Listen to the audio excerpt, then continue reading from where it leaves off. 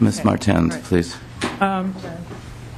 Good morning. Thank you for having me here today. My name is Heather Martens, and I am Executive Director of Protect Minnesota, working to end gun violence. And what I would like to do is to, while I'm presenting this, to bring up Brent Gurtek and John Egelhoff, who are experts who can help answer questions as they may come up. Very well.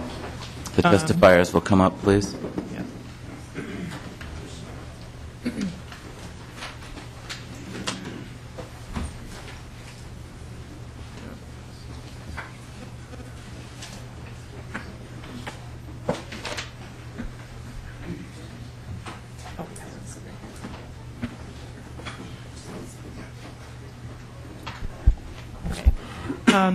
This bill is a renewal of the assault weapons ban in a different form. There was an assault weapons ban on the books, federal law, that expired in 2004.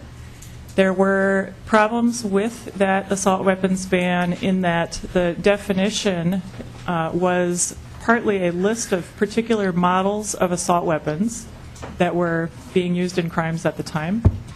And the definition was too easy for manufacturers to circumvent. This bill addresses those issues by using features that are related to functionality and that help to distinguish assault weapons from your regularly used hunting rifle.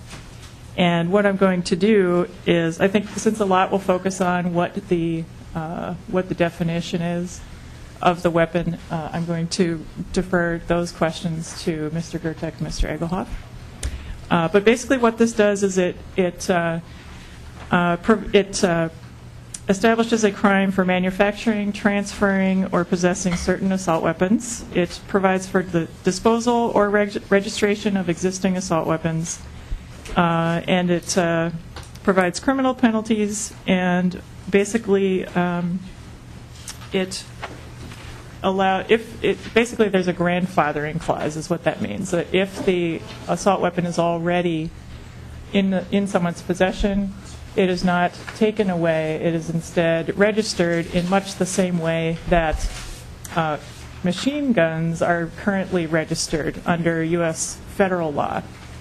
Machine guns are considered Class 3 weapons, and there is a process kind of similar to this by which those weapons are registered, and there are certain requirements around owning those. I would like to point out that that law establishing machine guns as that particular special kind of weapon is possibly one of the most effective gun violence prevention laws on the books. There are no crimes being committed with assault weapons, with machine guns in this country as a result of that. So, and I'll open it up to Brent, who will... You can just pull the microphone up to you, sir, and introduce yourself for the record. And this is the picture that I think the committee has. We have the copy of the picture, okay. yeah. All right, so. Yeah, thanks for having me. Can you just introduce yourself for the record, please? Sure. Brent Gurtek. I'm from French River, Minnesota, and I make guns for a living, but it's muzzle-loading guns for a living. But that's what I do, and I'm a mechanical engineer. And what I'm going to do is speak about, like it says in the picture here, the anatomy of an assault weapon. They have certain features, or architectural features, sometimes we call them, that enhance their lethality. Some of these are more important than others, and some of them probably, frankly, don't do a lot. But there's a few features of an assault-type weapon that make it more useful for combat situations, which would include, unfortunately, mass shootings. And I think the main one, first of all, is the detachable magazine, a large detachable magazine. That's, I guess, a given. But there's other features. They're made so that they could be fired rapidly with a modicum of combat accuracy at short range.